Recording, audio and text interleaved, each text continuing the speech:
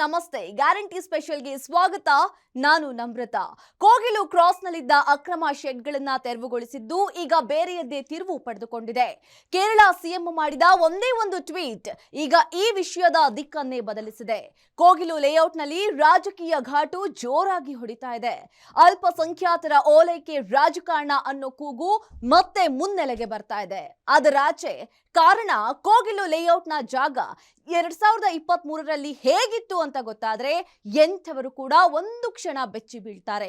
2 ವರ್ಷದಲ್ಲಿ ಕೋಗಿಲು ಕ್ರಾಸ್ನ ಜನನಿಬಿಡ ಪ್ರದೇಶ ಆಗಿದ್ದು ಹೇಗೆ? ಈ ಒಂದು ತೆರವು ಕಾರ್ಯಕ್ಕೆ ಇಷ್ಟೊಂದು ಪ್ರಾಮುಖ್ಯತೆ ಸಿಗಲು ಕಾರಣವೇನು? ಇದುವೇ ಹೊತ್ತಿನ ಸ್ಪೆಷಲ್ ಕೋಗಿಲು ಭುಗಿಲು ಕಾಂಗ್ರೆಸ್ ದಿಗಿಲು ಹಿಡನ್ ಸ್ಟೋರಿ.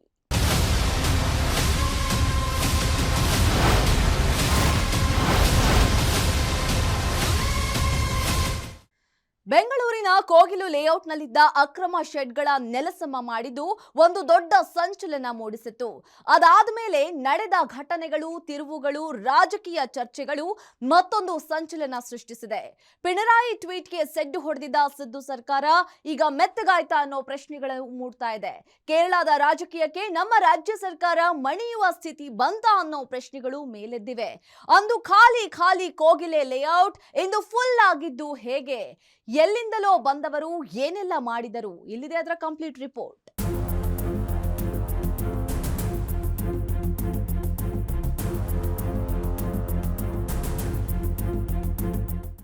ಮಾನ್ಯ ಮುಖ್ಯಮಂತ್ರಿಗಳೇ, ನಿಮ್ಮ ರಾಜಕೀಯ ಸ್ವಾರ್ಥಕ್ಕಾಗಿ ಕರ್ನಾಟಕದ ಮತ್ತು ಕನ್ನಡಿಗರ ಹಿತಾಸಕ್ತಿಯನ್ನ ಒತ್ತೆ ಇಡಬೇಡಿ. ಎಲ್ಲೂ ಹೋಯ್ತು ನಿಮ್ಮ ಸ್ವಾಭಿಮಾನ? ಮುಖ್ಯಮಂತ್ರಿ, ಉಪಮುಖ್ಯಮಂತ್ರಿಗಳೇ, ನೀವು ಹೇಳಿದ್ರಿ ಕೋಗಿಲು ಲೇಔಟ್ ಅಕ್ರಮ ಅಂತ ಹೇಳಿ. ಅಕ್ರಮವನ್ನ ಯಾಕೆ ಸಮರ್ಥಿಸ್ತೀರಿ? ನಿಮ್ ಸ್ವಾಭಿಮಾನ, ಕನ್ನಡಿಗರ ಸ್ವಾಭಿಮಾನವನ್ನ ಸಾಯಿಸಬೇಡಿ ನಿಮ್ ರಾಜಕೀಯ ತೆವಲಿಗೆ, ನಿಮ್ ರಾಜಕೀಯ ಸ್ವಾರ್ಥಕ್ಕೆ.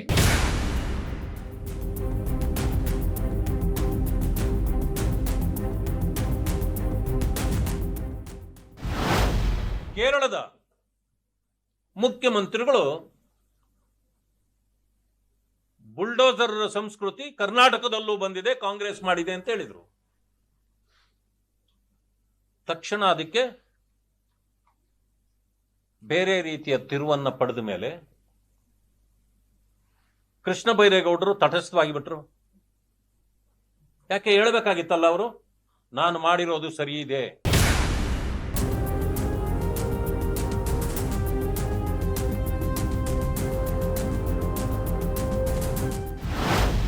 ಕೇರಳ ಸಿಎಂ ಮಾತಾಡಿದ್ದನ್ನ ವಿರೋಧಿಸ್ತೀರಾ? ವೇಣುಗೋಪಾಲ್ ಪ್ರಶ್ನೆ ಮಾಡಿದ್ದನ್ನ ಸಮರ್ಥನೆ ಮಾಡ್ಕೋತೀರಾ? ಹೇಗೆ? ಅದು ನಾವು ವಿರೋಧ ಮಾಡಲಿಲ್ವಲ್ಲ ಅವ್ರನ್ನ, ವೇಣುಗೋಪಾಲ್ ಅವ್ರನ್ನ. ಕೇರಳ ಸಿಎಂ ಪ್ರಶ್ನೆ ಮಾಡಿದ್ದಾರೆ. ಅದು ರಾಜಕೀಯ ಮಾಡೋದು ಸರಿ ಇಲ್ಲ. ಅವರು ಏನು ಮುಖ್ಯಮಂತ್ರಿಗಳಲ್ವಾ? ಈ ಥರ ನಿಮ್ಮ ಅತಿಕ್ರಮಣ ಜಾಗದಲ್ಲಿ ಹೋಗಿದ್ರೆ ನಾನು ತಿಳಿದು ಬಂತು. ಆ ಜನರು ಬಡವರಿದ್ದಾರೆ, ನೀವು ಪುನರ್ವಸತಿ ಕಳಿಸಿ ಅಂತ ಹೇಳಿ ನಮ್ಮ ಮುಖ್ಯಮಂತ್ರಿಗಳೇ ಮಾತಾಡೋದು. That is expected from A chief minister from the neighbouring state.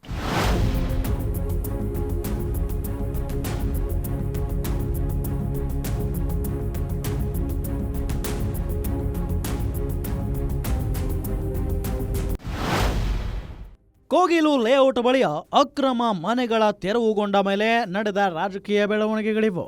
ಸರ್ಕಾರದ ಒಂದು ಕ್ರಮಕ್ಕೆ ಈಗ ವಿಪಕ್ಷಗಳು ಯುದ್ಧಕ್ಕೆ ನಿಂತಿವೆ.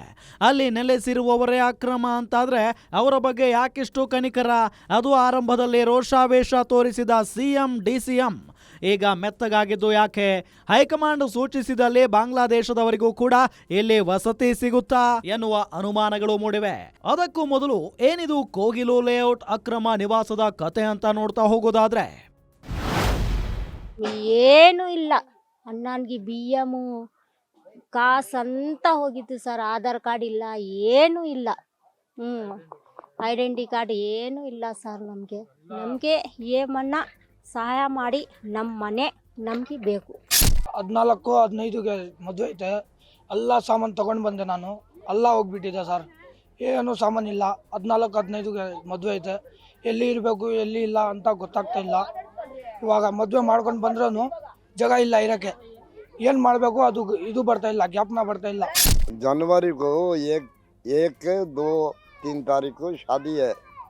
हाँ, अब काड़ा में बना को बच्चा कहाँ गया, घर पड़ गया है, मुझे सहारा क्या भी नहीं है। ಇದೇ ಡಿಸೆಂಬರ್ 21ರಂದು ಕೋಗಿಲು ಲೇಔಟ್ನಲ್ಲಿ ಅಕ್ರಮವಾಗಿ ನಿರ್ಮಿಸಲಾಗಿದ್ದ ಮನೆಗಳನ್ನ ಸರ್ಕಾರ ಯಾವುದೇ ಮುಲಾಜಿಲ್ಲದೆ ತೆರವುಗೊಳಿಸಿತ್ತು. ಆಗ ಅಲ್ಲಿಯ ನಿವಾಸಿಗಳ ಆಕ್ರಂದನ ಕೇಳಿ ಜಿಬಿಎ ವಿರುದ್ಧ ಜನರು ಕೂಡ ಅಸಮಾಧಾನಗೊಂಡಿದ್ರು. ಆದರೆ ಅಸಲಿ ಕಥೆಯೇ ಬೇರೆ ಇತ್ತು. ಅದಾಗಲೇ ಸರ್ಕಾರದಿಂದ ಅಲ್ಲಿನ ನಿವಾಸಿಗಳಿಗೆ ಹಲವು ಬಾರಿ ನೋಟಿಸ್ ಹೋಗಿತ್ತು. ನೀವು ಇಲ್ಲಿ ಅಕ್ರಮವಾಗಿ ವಾಸವಾಗಿದ್ದೀರಿ, ಕೂಡಲೇ ಸ್ಥಳವನ್ನ ಖಾಲಿ ಮಾಡಿ, ಇದು ಸರ್ಕಾರಕ್ಕೆ ಸೇರಿರುವ ಸ್ವತ್ತು ಅಂತ ಒಂದಲ್ಲ ಎರಡಲ್ಲ ಬರೋಬ್ಬರಿ 3 ನೋಟಿಸ್ ಹೋಗಿತ್ತು. ಆದರೂ ಕೂಡ ಅಲ್ಲಿ ಅಕ್ರಮವಾಗಿ ನುಸುಳಿಕೊಂಡಿದ್ದ ನಿವಾಸಿಗಳು ಮನೆಯನ್ನ ತೊರೆಯಲಿಲ್ಲ. ಅನಿವಾರ್ಯವಾಗಿ ಗ್ರೇಟರ್ ಬೆಂಗಳೂರು ಪ್ರಾಧಿಕಾರ ಬುಲ್ಡೋಜರ್ ನುಗ್ಗಿಸಿ ಇಡೀ ಲೇಔಟ್ ಅನ್ನ ತೆರವುಗೊಳಿಸಿದ ಸರ್ಕಾರ ಈಗ ಯೂ ಟರ್ನ್ ಹೊಡೆದಿದೆ.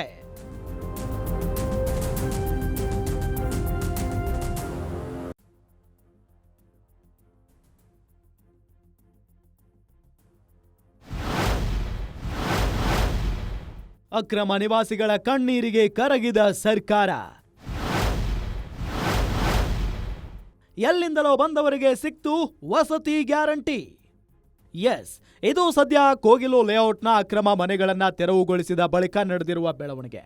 ಸರ್ಕಾರ ಈ ಮೊದಲೇ ಅಲ್ಲಿರುವವರೆಲ್ಲ ಅಕ್ರಮ ನಿವಾಸಿಗಳು, ಹೀಗಾಗಿಯೇ ಮೊದಲೇ ನೋಟಿಸ್ ನೀಡಿತ್ತು. ಸರಿಯಾಗಿ ಸ್ಪಂದಿಸದ ಕಾರಣ ಅಕ್ರಮ ನಿವೇಶನಗಳನ್ನು ತೆರವುಗೊಳಿಸಲಾಗಿದೆ ಅಂತ ಸ್ಪಷ್ಟನೆ ಕೊಟ್ಟಿತ್ತು. ಆದರೆ ಅದೇ ಈಗ ಅಕ್ರಮ ನಿವಾಸಿಗಳಿಗೆ ಸೂರು ಕಲ್ಪಿಸಲು ಮುಂದಾಗಿದೆ. ಇದು ಕಾಂಗ್ರೆಸ್ ಸರ್ಕಾರದ ಅಲ್ಪಸಂಖ್ಯಾತರ ಓಲೈಕೆ ರಾಜಕಾರಣ ಅಂತ ವಿಪಕ್ಷಗಳು ಗುಡುಗುತ್ತಿವೆ. ಆದರೆ ಕೈ ಸರ್ಕಾರ ಮಾತ್ರ ಇದನ್ನ ಸಮರ್ಥಿಸಿಕೊಳ್ತಿದೆ. ಇದನ್ನ ನಾವು ನೋಡ್ತೀವಿ.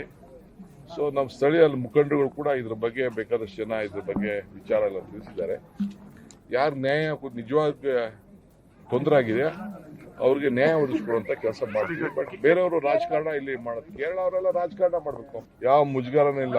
ಬೆಂಗಳೂರು ನಗರದ ಸ್ವಚ್ಛತೆನ ನಾವು ಕಾಪಾಡಬೇಕು, ಕಾನೂನು ಕಾಪಾಡಬೇಕು. ಯಾರೆಲ್ಲ ಬಂದವನ್ನೆಲ್ಲ ಇಲ್ಲಿಗೆಲ್ಲ ನಾವೆಲ್ಲ ಆ ಥರ ಎಲ್ಲ ಹಾಕಕ್ಕೆ ಬಿಡಕ್ಕಾಗಲ್ಲ. ಪ್ರತಿಯೊಂದಕ್ಕೂ ದಾಖಲೆ ಇರಬೇಕು, ಯಾವ ಮುಜುಗರನೂ ಇಲ್ಲ. ಈಗ ನಿಮ್ಮ ಮನೆ ಮುಂದೆ ಬಂದು ಯಾರು ಬಂದು ಪಕ್ಕದಲ್ಲಿ ಹಾಕೋಬಿಟ್ರೆ ನಿಮ್ಗೆ ಬಿಟ್ಬಿಡ್ತೀರಾ ನೀವು? ಕೋಗಿಲು ಲೇಔಟ್ ಅಂದು ಖಾಲಿ ಕ್ವಾರಿ. ಈಗ ಸಾವಿರಾರು ಮನೆಗಳು ನಿರ್ಮಾಣವಾಗಿದ್ದ ಹೇಗೆ? ಗ್ಯಾರಂಟಿ ನ್ಯೂಸ್ನಲ್ಲಿ ಎಕ್ಸ್ಕ್ಲೂಸಿವ್ ಮಾಹಿತಿ. ಜಸ್ಟ್ 2 ವರ್ಷಗಳಲ್ಲಿ ಈ ಕೋಗಿಲು ಲೇಔಟ್ ಎಂಬ ಅಕ್ರಮ ನಿವಾಸಿಗಳ ತಾಣ ಸೃಷ್ಟಿಯಾಗಿದೆ. 2023ರಲ್ಲಿ ಯಾವುದೇ ಮನೆಯೂ ಕೂಡ ಇಲ್ಲಿ ಇರಲಿಲ್ಲ. ಇದು ಗ್ಯಾರಂಟಿ ನ್ಯೂಸ್ಗೆ ಸಿಕ್ಕ ಪಕ್ಕಾ ಮಾಹಿತಿ. ಅದನ್ನ ಗೂಗಲ್ ಇಮೇಜ್ ಸಹಿತ ನೋಡ್ತಾ ಹೋಗೋದಾದ್ರೆ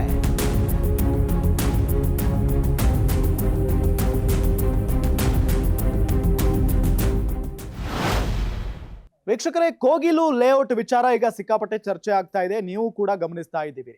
ಸೊ ಆ ಕೋಗಿಲು ಲೇಔಟ್ ಈ ಹಿಂದೆ ಯಾವ ರೀತಿಯಾಗಿತ್ತು, ಈಗ ಯಾವ ರೀತಿಯಾಗಿ ಆಗಿದೆ ಅಂದ್ರೆ 2016ರಿಂದ ಇಲ್ಲಿನವರೆಗೆ ಅಂದ್ರೆ 2025ರವರೆಗೆ ಯಾವ ರೀತಿಯಾಗಿ ಬದಲಾಗಿದೆ ಆ ಒಂದು ಲೇಔಟ್ ಅನ್ನೋದನ್ನ ನಿಮಗೆ ನಾವು ಈಗ ಎಕ್ಸ್ಪ್ಲೇನ್ ಮಾಡ್ತಾ ಹೋಗ್ತೀವಿ.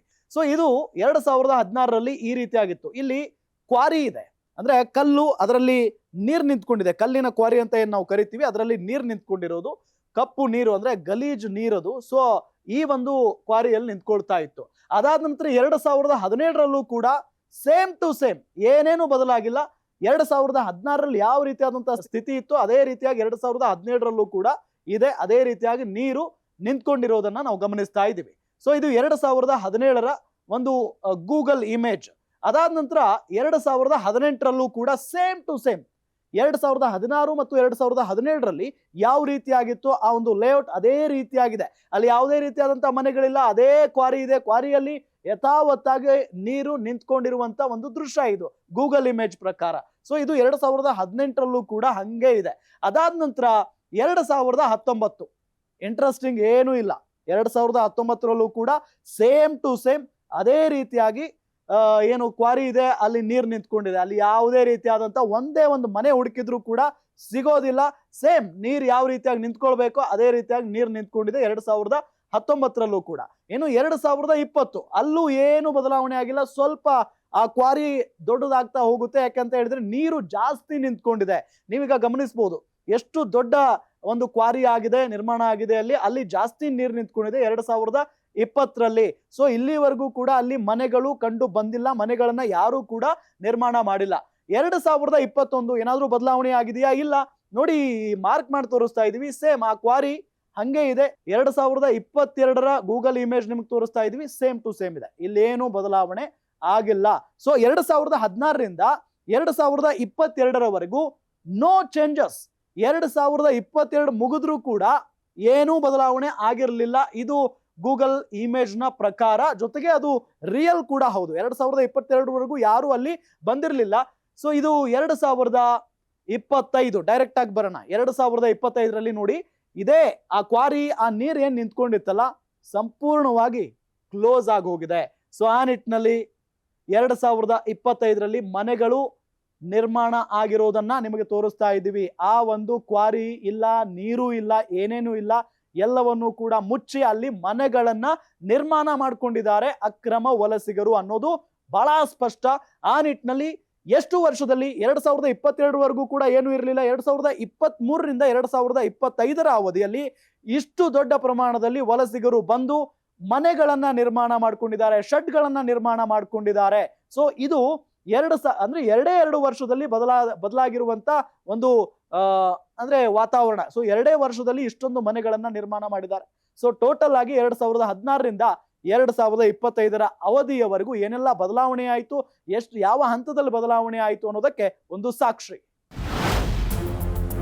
ಎಸ್, 2016ರಿಂದ ಗೂಗಲ್ ಇಮೇಜ್ ಅನ್ನ ಕೆಣಕಿ ನೋಡ್ತಾ ಹೋದ್ರೆ ನಮಗೆ ಸದ್ಯ ಕೋಗಿಲು ಲೇಔಟ್ನಲ್ಲಿ ತೆರವುಗೊಳಿಸಲಾಗಿರುವ ಒಂದೇ ಒಂದು ಮನೆಯೂ ಕೂಡ ಸಿಗೋದಿಲ್ಲ.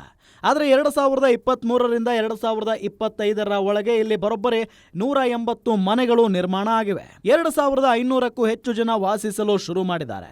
ಹಾಗಿದ್ರೆ ಇದು ಇಷ್ಟು ಸರಳವಾಗಿ ಸಾಧ್ಯ ಆಗಿದ್ದು ಹೇಗೆ?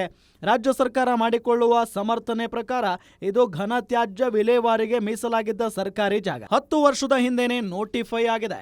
ಗುಡಿಸಲುಗಳನ್ನ, ಮನೆಗಳನ್ನ ತೆರವುಗೊಳಿಸುವ ಮೊದಲು ಅವರಿಗೆ ನೋಟಿಸ್ ನೀಡಲಾಗಿತ್ತು ಅಂತಲೇ ಸಮರ್ಥನೆ ನೀಡಿದೆ. ಆದರೆ ಈ 2 ವರ್ಷದಲ್ಲಿ ಇಷ್ಟು ಮನೆಗಳು ನಿರ್ಮಾಣವಾಗುವ ವೇಳೆ, ಅಕ್ರಮ ವಲಸಿಗರು ಇಲ್ಲಿ ಬಂದು ಠಿಕಾಣಿ ಹೂಡುವ ವೇಳೆ ಸರ್ಕಾರವಾಗಲಿ ಮಹಾನಗರ ಪಾಲಿಕೆಯಾಗಲಿ ಕಣ್ಮುಚ್ಚಿ ಕುಳಿತಿತ್ತ ಅನ್ನೋ ಪ್ರಶ್ನೆ ಈಗ ಕಾಡ್ತಿದೆ. ಜಿಬಿ ಅಧಿಕಾರಿಗಳು ಮತ್ತೆ ಕಂದಾಯ ಇಲಾಖೆ ಅಧಿಕಾರಿಗಳು ಒಂದು ದಾಖಲೆಗಳನ್ನು ಬಿಡುಗಡೆ ಮಾಡ್ತಾರೆ. 2016ರಿಂದ 2025ರವರೆಗೂ ಇಲ್ಲಿ ಯಾವ ರೀತಿಯಾದಂತಹ ಒಂದು ಪರಿಸ್ಥಿತಿ ಇತ್ತು ಅನ್ನುವಂಥದ್ದನ್ನ ತೋರಿಸುವಂತಹ ಒಂದು ದಾಖಲೆಯನ್ನ ಬಿಡುಗಡೆ ಮಾಡ್ತಾರೆ. ಆ ಒಂದು ದಾಖಲೆ ಪ್ರಕಾರ ಕಳೆದ 2-3 ವರ್ಷಗಳ ಹಿಂದೆ ಏಕಾಏಕಿ ಇಲ್ಲಿ ನಿವೇಶನಗಳನ್ನು ಕಟ್ಕೊಳ್ಳುವಂತ ಕೆಲಸ ಇಲ್ಲಿನ ನಿವಾಸಿಗಳಿಂದ ಆಯ್ತು ಅನ್ನುವಂಥದ್ದು. ಯಾಕೆಂತಂದ್ರೆ 2016ರಲ್ಲಿ ಸಂಪೂರ್ಣವಾದಂತಹ ಖಾಲಿ ಇತ್ತು. 2024ರಲ್ಲೂ ಕೂಡ 1% 2% ಇಲ್ಲಿದ್ದಂತಹ ಮನೆಗಳ ಸಂಖ್ಯೆ ಹೆಚ್ಚಾಗಿತ್ತು. ಆದ್ರೆ 2025ರಲ್ಲಿ ನಿರೀಕ್ಷೆಗೂ ಮೀರಿ ಇಲ್ಲಿ ಮನೆಗಳನ್ನು ಕಟ್ಕೊಳ್ಳುವಂತ ಕೆಲಸ ಆಯ್ತು ಅನ್ನುವಂತಹ ಒಂದು ದಾಖಲೆಗಳನ್ನ, ಅಂದ್ರೆ ಸ್ಯಾಟಲೈಟ್ ಇಮೇಜ್ ಅನ್ನ ಜಿಬಿ ಅಧಿಕಾರಿಗಳು ಜೊತೆಗೆ ಕಂದಾಯ ಇಲಾಖೆ ಅಧಿಕಾರಿಗಳು ಬಿಡುಗಡೆ ಮಾಡುವಂತ ಕೆಲಸವನ್ನ ಮಾಡಿದ್ರು. ಇದ್ರ ಬೆನ್ನಲ್ಲೇ DCM DK ಶಿವಕುಮಾರ್ ಕೂಡ ಸ್ಥಳಕ್ಕೆ ಭೇಟಿಯನ್ನ ಕೊಟ್ಟರು.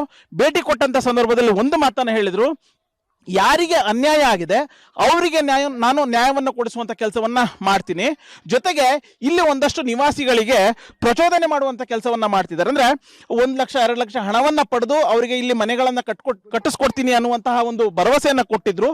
ಹಾಗಾಗಿ ಇಲ್ಲಿನ ನಿವಾಸಿಗಳಿಗೆ, ಒಂದಷ್ಟು ನಿವಾಸಿಗಳಿಗೆ ಅನ್ಯಾಯ ಆಗಿದೆ ಅನ್ನುವಂತಹ ಒಂದು ಮಾತನ್ನ ಹೇಳಿದ್ರು. ಜೊತೆಗೆ ಯಾರು ಇಲ್ಲಿ ಹಣದ ಆಮಿಷ ಒಡ್ಡಿದ್ರು ಅವರ ದಾಖಲೆಗಳು ಕೂಡ ನನ್ನ ಹತ್ರ ಇದಾವೆ, ನನ್ನ ಬಳಿ ಇದೆ. ಸೂಕ್ತ ಸಂದರ್ಭದಲ್ಲಿ ಅಂತಹವರ ವಿರುದ್ಧ ಕಠಿಣವಾದಂತಹ ಕ್ರಮಗಳನ್ನು ಕೈಗೊಳ್ತೀವಿ ಅನ್ನುವಂತಹ ಒಂದು ಮಾತನ್ನು ಕೂಡ ಹೇಳಿದ್ದಾರೆ. ಪಿಣರಾಯಿ ಟ್ವೀಟ್ನಿಂದ ಕೋಗಿಲುಗೆ ರಾಜಕೀಯ ತಿರುವು. ಹೈಕಮಾಂಡ್ ಸೂಚನೆ ಮೇರೆಗೆ ವಸತಿ ಸೌಕರ್ಯಕ್ಕೆ ಸರ್ಕಾರ ಸಜ್ಜು. ಯಾವಾಗ ಕೇರಳ ಸಿಎಂ ಪಿಣರಾಯಿ ವಿಜಯನ್ ಕರ್ನಾಟಕದಲ್ಲಿ ಬುಲ್ಡೋಜರ್ ನೀತಿ, ಉತ್ತರ ಭಾರತದ ಸಂಸ್ಕೃತಿ ಇಲ್ಲಿ ಕಾಣುತ್ತಿದೆ ಅಂತ ಟ್ವೀಟ್ ಮಾಡಿದ್ರು, ಈ ಕೋಗಿಲು ಅಕ್ರಮ ನಿವಾಸಿಗಳ ತೆರವಿನ ಕೇಸ್ಗೆ ಬೇರೆಯದ್ದೇ ಟ್ವಿಸ್ಟ್ ಬಂತು. ಕಾಂಗ್ರೆಸ್ ಹೈಕಮಾಂಡ್ ಏಕಾಏಕಿ ರಾಜ್ಯ ಸರ್ಕಾರಕ್ಕೆ ವರದಿ ನೀಡುವಂತೆ ಕೇಳಿದೆ. ಆರಂಭದಲ್ಲಿ ಪಿಣರಾಯಿ ವಿಜಯನ್ ಟ್ವೀಟ್ಗೆ ಆಕ್ರೋಶ ಹೊರಹಾಕಿದ್ದ ರಾಜ್ಯ ಸರ್ಕಾರ ಏಕಾಏಕಿ ಯೂ ಟರ್ನ್ ಹೊಡೆದಿದೆ. ಡಿಸಿಎಂ ಹಾಗೂ ಸಚಿವ ಜಮೀರ್ ಅಹಮದ್ ಖಾನ್ ಸ್ಥಳಕ್ಕೆ ಭೇಟಿ ನೀಡಿ ಪರಿಶೀಲನೆ ನಡೆಸಿದ್ದಾರೆ. ಅಕ್ರಮ ನಿವಾಸಿಗಳಿಗೆ ವಸತಿ ಕಲ್ಪಿಸುವ ಯೋಚನೆಯಲ್ಲಿದೆ ರಾಜ್ಯ ಸರ್ಕಾರ.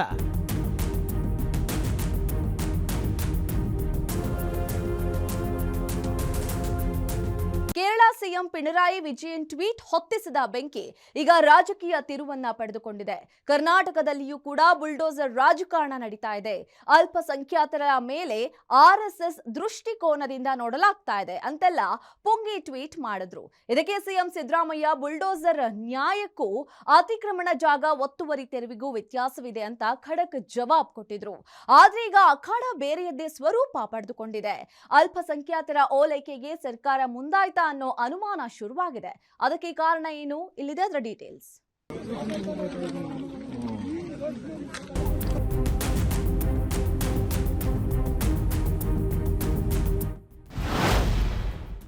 ಕೋಗಿಲು ಲೇಔಟ್ ವಿಚಾರದಲ್ಲಿ ಕೇರಳ ಸರ್ಕಾರ ಅನವಶ್ಯಕವಾಗಿ ತಲೆ ಹಾಕಿದ್ದಕ್ಕೆ ಖುದ್ದು ಸಿಎಂ ಸಿದ್ದು ಹಾಗೂ ಡಿಸಿಎಂ ಡಿಕೆ ಶಿವಕುಮಾರ್ ಆಕ್ರೋಶ ವ್ಯಕ್ತಪಡಿಸಿದ್ರು. ಇದು ಶುದ್ಧ ರಾಜಕಾರಣ. ನಮ್ಮ ರಾಜ್ಯದ ವಿಷಯಕ್ಕೆ ನೀವು ತಲೆ ಹಾಕುವುದು ಬೇಡ, ನಿಮ್ಮಿಂದ ಪಾಠ ಕಲಿಯುವುದು ಬೇಡ ಅಂತಲೇ ಗುಡುಗಿದ್ರು. ಆದ್ರೆ ಈಗ ಅಕ್ರಮ ವಲಸಿಗರು ಅಂತ ಗೊತ್ತಿದ್ದು ಕೂಡ ಅವರಿಗೆ ವಸತಿ ಕಲ್ಪಿಸಲು ರಾಜ್ಯ ಸರ್ಕಾರ ಮುಂದಾಗಿದೆ. ಒಂದು ಹಂತದಲ್ಲಿ ಕೋಗಿಲು ಲೇಔಟ್ನಲ್ಲಿ ಮನೆ ಕಳೆದುಕೊಂಡವರಲ್ಲಿ ಬಾಂಗ್ಲಾದೇಶದ ರೋಹಿಂಗ್ಯಾಗಳು ಇದ್ದರು ಅನ್ನೋದು ತಿಳಿದು ಬಂದಿದೆ. ಆದ್ರೆ ಇದರ ಬಗ್ಗೆ ಪಕ್ಕಾ ಮಾಹಿತಿ ಇಲ್ಲ. ಆದ್ರೆ ವಸತಿ ಕಲ್ಪಿಸಲು ಸರ್ಕಾರ ಮುಂದಾಗಿರುವುದರ ಹಿಂದೆ ಅನೇಕ ಸಂಶಯಗಳು ಮೂಡುತ್ತಿವೆ.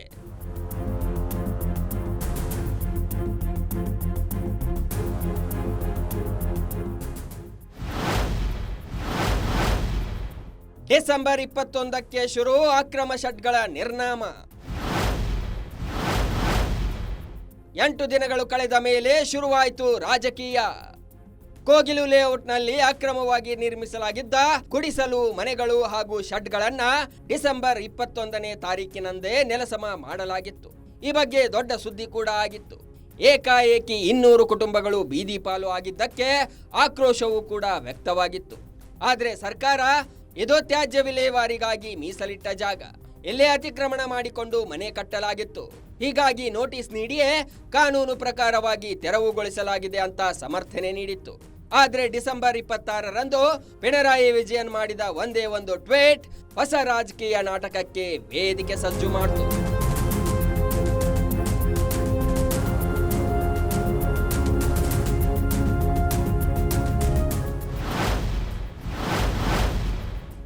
ರಾಜ್ಯದಲ್ಲಿ ಕೈಕಮಾಂಡ್ ಕೇರಳ ಸಿಎಂ ದರ್ಬಾರ್.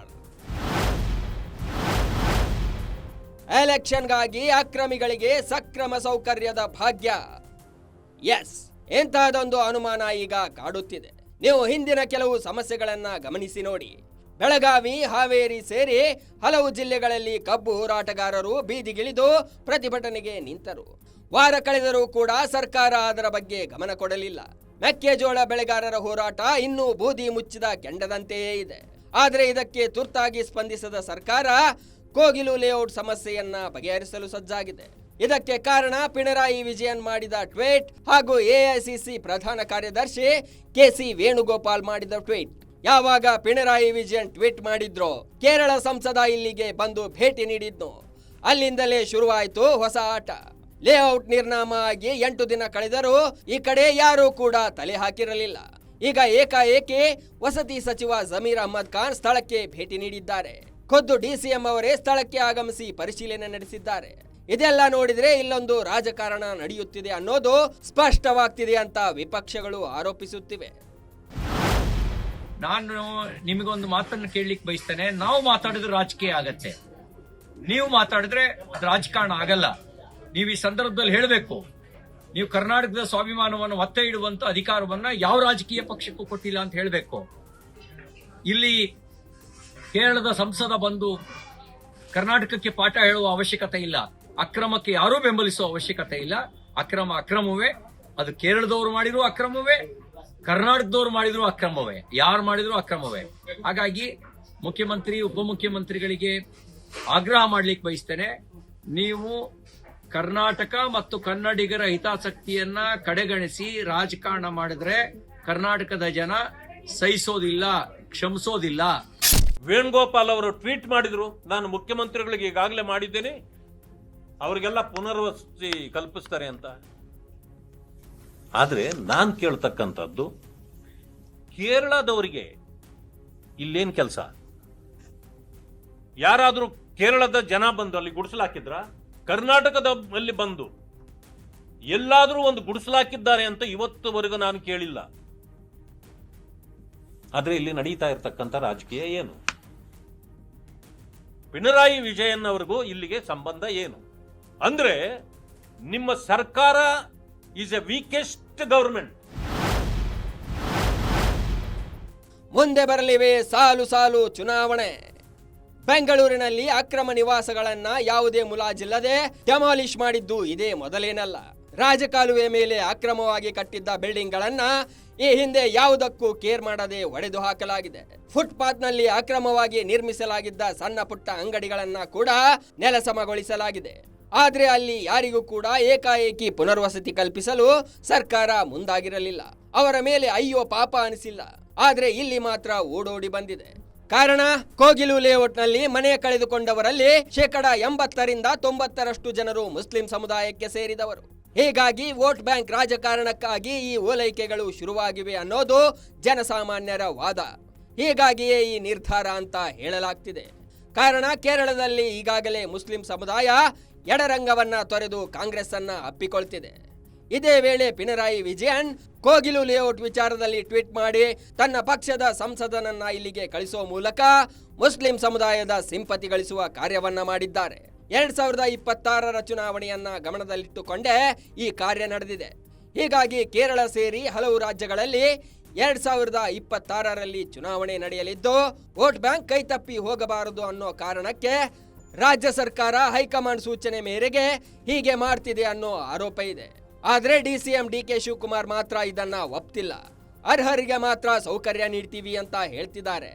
ಅಲ್ಲದೆ ಪಿಣರಾಯಿ ವಿಜಯನ್ ಮಾಡಿದ್ದು ಅಕ್ಷರಶಃ ರಾಜಕಾರಣ ಅಂತ ಹೇಳ್ತಿದ್ದಾರೆ. ಈ ರೀತಿ ಲ್ಯಾಂಡ್ ಗ್ರಾಬರ್ಸ್ಗೆಲ್ಲ ಬೆಂಗಳೂರಲ್ಲಿ ಅವಕಾಶ ಕೊಡಕ್ಕಾಗಲ್ಲ. ಸೊ ಬಟ್ ಯಾರು ಬಡವರಿದ್ದಾರೆ ಖಂಡಿತ ಅವ್ರಿಗೆ ಸಹಾಯ ಮಾಡಬೇಕು. ಅದನ್ನೆಲ್ಲ ನಾವು ನೋಡಿ ನಾವು ಮಾಡ್ತೀವಿ. ನಾನು ವೋಟರ್ ಲಿಸ್ಟ್ನೆಲ್ಲ ತೆಗೆದು ನೋಡಿದೆ, ಕಾಪಿಗಳನ್ನ ತೆಗೆದುಕೊಂಡಿದ್ದೀನಿ. ಈ ಪಕ್ಕದ ನಂಬರ್ಗಳಲ್ಲಿ ಕೆಲವರೆಲ್ಲ ವಾಸವಾಗಿದ್ದವರೆಲ್ಲ ಕೆಲವರು ಇದ್ದಾರೆ. ಅವರು ಅಲ್ಲಿ ಅಡ್ರೆಸ್ ಇದೆ, ಇಲ್ಲಿ ಅಡ್ರೆಸ್ ಏನಿಲ್ಲ, ಈ ನಂಬರ್ ಅಡ್ರೆಸ್ ಏನಿಲ್ಲ. ಇದನ್ನ ನಾವು ನೋಡ್ತೀವಿ. ಸೊ ನಮ್ಮ ಸ್ಥಳೀಯ ಮುಖಂಡರುಗಳು ಕೂಡ ಇದ್ರ ಬಗ್ಗೆ ಬೇಕಾದಷ್ಟು ಜನ ಇದ್ರ ಬಗ್ಗೆ ವಿಚಾರ ಎಲ್ಲ ತಿಳಿಸಿದ್ದಾರೆ. ಯಾರು ನ್ಯಾಯ ನಿಜವಾಗಿ ತೊಂದರೆ ಆಗಿದೆ ಅವ್ರಿಗೆ ನ್ಯಾಯ ಒದಗಿಸ್ಕೊಡುವಂತ ಕೆಲಸ ಮಾಡ್ತೀವಿ. ಬಟ್ ಬೇರೆಯವರು ರಾಜಕಾರಣ ಇಲ್ಲಿ ಮಾಡುತ್ತೆ. ಕೇರಳ ಅವರೆಲ್ಲ ರಾಜಕಾರಣ ಮಾಡಬೇಕು. ಮನೆ ಕಳೆದುಕೊಂಡವರು ಕೋಗಿಲುನಲ್ಲಿ ಮಾತ್ರವಿಲ್ಲ. ರಾಜ್ಯದಲ್ಲಿ ಸೂರಿಲ್ಲದ ಜನರ ಸಂಖ್ಯೆ ಲಕ್ಷಾಂತರ. ವಸತಿ ಇಲ್ಲದವರಿಗೆ ವಸತಿ, ಕುಡಿಯುವ ನೀರು, ರಸ್ತೆ, ಹೀಗೆ ರಾಜ್ಯದ ಪ್ರಜೆಗಳಿಗೆ ಸರ್ಕಾರ ನೀಡಬೇಕಾದ ಮೂಲ ಸೌಕರ್ಯಗಳು ಇವು. ಇದನ್ನು ಪಡೆದುಕೊಳ್ಳುವ ಹಕ್ಕು ಪ್ರತಿ ಪ್ರಜೆಯದ್ದು. ಅದೇ ರೀತಿ ಕೋಗಿಲು ಲೇಔಟ್ನಲ್ಲಿ ಅರ್ಹ ವ್ಯಕ್ತಿಗಳಿಗೂ ಕೂಡ ಸಿಗಬೇಕು. ಆದ್ರೆ ಅವರು ಅಕ್ರಮವಾಗಿ ಇಲ್ಲಿ ನೆಲೆಸಿದ್ದರು ಅನ್ನೋದಕ್ಕೆ ಸರ್ಕಾರದ ಬಳಿಯೇ ದಾಖಲೆಗಳಿವೆ. ಹೀಗಿರುವಾಗ ಅವರಿಗೆ ವಸತಿ ವ್ಯವಸ್ಥೆ ಕಲ್ಪಿಸಲು ರಾಜ್ಯ ಸರ್ಕಾರ ಮುಂದಾಗಿದೆ. ಆದ್ರೆ ನಿಮ್ಗೆ ಗೊತ್ತಾ, ರಾಜ್ಯದಲ್ಲಿ ಲಕ್ಷಾಂತರ ಜನರು ತಲೆ ಮೇಲೆ ಒಂದು ಸೂರಿಲ್ಲದೆ ಇಂದಿಗೂ ಕೂಡ ಒದ್ದಾಡುತ್ತಿದ್ದಾರೆ. ಇದರ ಮಾಹಿತಿಯನ್ನ ಖುದ್ದು ವಸತಿ ಸಚಿವರೇ ವಿಧಾನ ಪರಿಷತ್ನಲ್ಲಿ ನೀಡಿದ್ದಾರೆ. ರಾಜ್ಯದಲ್ಲಿ ಒಟ್ಟು 37,48,766 ಜನರು ವಸತಿ ರಹಿತರು, ಅಂದ್ರೆ ಇರಲು ಒಂದು ಸ್ವಂತ ಮನೆ ಇಲ್ಲದವರು ಇದ್ದಾರೆ. ಇವರಲ್ಲಿ 17,31,633 ಜನ ನಿವೇಶನ ಇಲ್ಲದೆ ಪರದಾಡುವ ಸ್ಥಿತಿಯಲ್ಲಿದ್ದಾರೆ. ಹೀಗಿರುವಾಗ ಸರ್ಕಾರ ಬಂದು ಇಷ್ಟು ವರ್ಷ ಕಳೆದರೂ ಇವರಿಗೆ ಸಿಗಬೇಕಾದ ಸೂರು ಇನ್ನೂ ಸಿಕ್ಕಿಲ್ಲ. ಅವರ ಮೇಲೆ ಇಲ್ಲದ ಪ್ರೀತಿ ಈಗ ಕೋಗಿಲು ಲೇಔಟ್ನ ಅಕ್ರಮ ನಿವಾಸಿಗಳ ಬಗ್ಗೆ ಏಕೆ ಅನ್ನೋದು ಎಲ್ಲರ ಆಕ್ರೋಶಕ್ಕೆ ಕಾರಣವಾಗಿದೆ.